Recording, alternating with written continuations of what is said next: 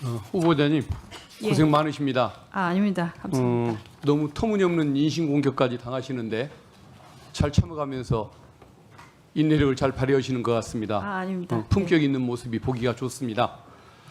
대통령과 국무위원들이 어떤 그 경제, 민생 또 국가적인 현안을 두고 치열하게 토론하시는 모습을 보면 매우 흡족합니다. 특히 그 국무위원님들 어떤 해당 분야의 그 전문성 또 현장 경험을 갖춘 인물들로 가득한 모습을 보면서 이재명 정부의 내각에 대한 그 신뢰, 기대감 매우 크고 든든해서 좋은 것 같습니다. 감사합니다. 그 중에서도 이제 특별히 눈에 띄는 분이 저는 우리 한성숙 중기부 장관님 후보자에 있다고 저는 생각을 합니다. 이번에 대통령께서 후보자로 지명한 이유, 총리로 지명한 이유가 일을 정말 열심히 하는 사람이라고 그렇게 말씀을 하셨더군요. 그것은 아마 후보자가 IT 기업의 그 대표 또 중기부 장관을 거치면서 보여주었던 그 추진력, 전문성 그리고 또 현장 중심의 문제 해결 능력 이것을 높게 사셨던 결과가 아닌가 싶습니다. 그 어떤 그 후보자의 이런 그 다양한 경험 이것이 국무총리 직무 수행하는데 저는 큰 강점으로 작용할 거라고 기대를 하고 있습니다. 우리 감사합니다. 총리님 생각은 어떻습니까?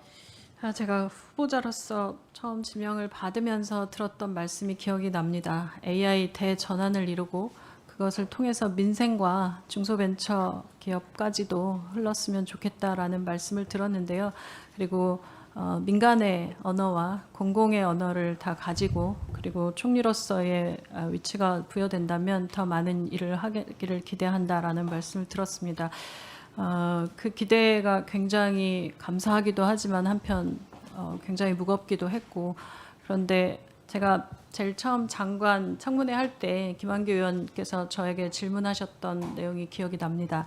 왜 네이버 대표로 누릴 거 다 누렸는데 또 장관도 하려고 하냐라고 말씀하셨었고 그때 제가 답변 드렸던 부분이 기억나는데요.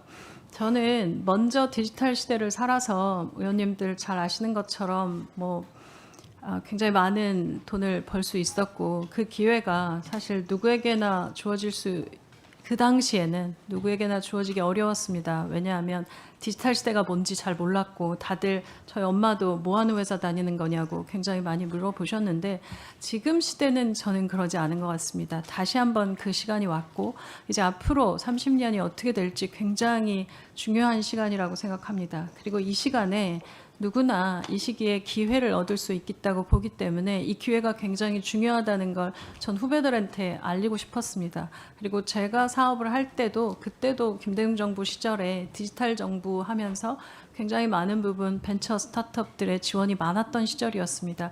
그때 받았던 것들을 기여를 해야 되지 않겠냐라는 말씀을 들었고 저는 그 부분에 있어서 정부가 다시 한번 크게 청년들의 기회에 땅에 투자를 해주고 기여해야 된다고 생각합니다. 그 역할을 하는 기회를 제가 받게 된 건 너무나 영광스러웠고 그 부분에 제가 할 수 있는 일에 최선을 다하겠다고 결심한 부분입니다. 예.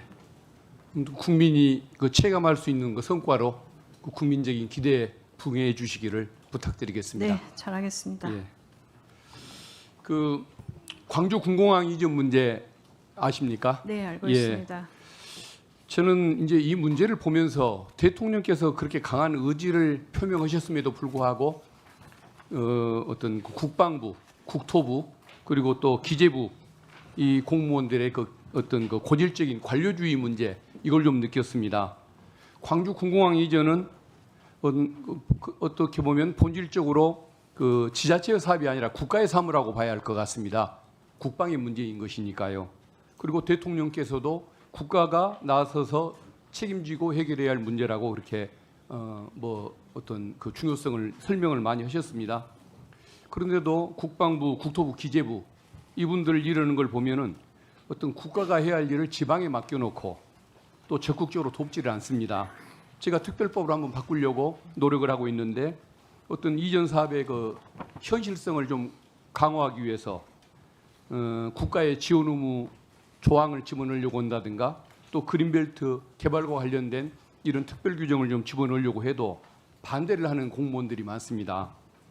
대통령께서 이렇게 의지를 갖고 있기 때문에 궁공항 이전 문제는 잘 해결될 것이 분명하고 또 그 자리에 뭔가 첨단 산업을 위한 특별한 공간으로 활용하시려는 계획까지 가지고 있다는 기대도 하고 잘 될 걸로 기대를 합니다.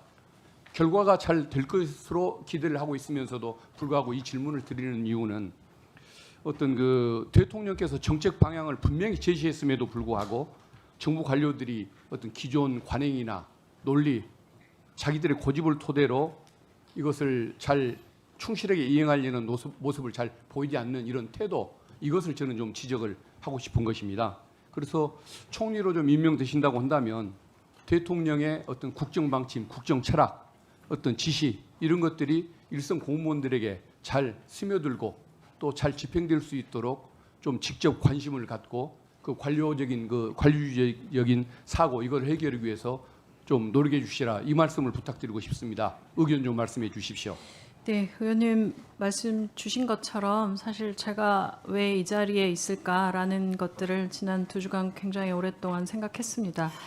그 이유 중에 하나는 속도감 있는 행정에 대한 요청이시라는 생각이 들고요. 지금까지 하던 방식들과는 좀 다른 접근들이 필요한 거 아닌가라는 것에 대한 생각이 강하게 있으신 거란 생각입니다.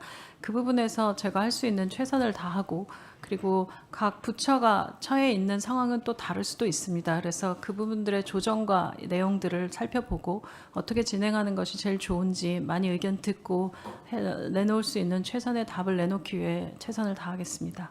예, 알겠습니다. 마치겠습니다. 네, 수고하셨습니다.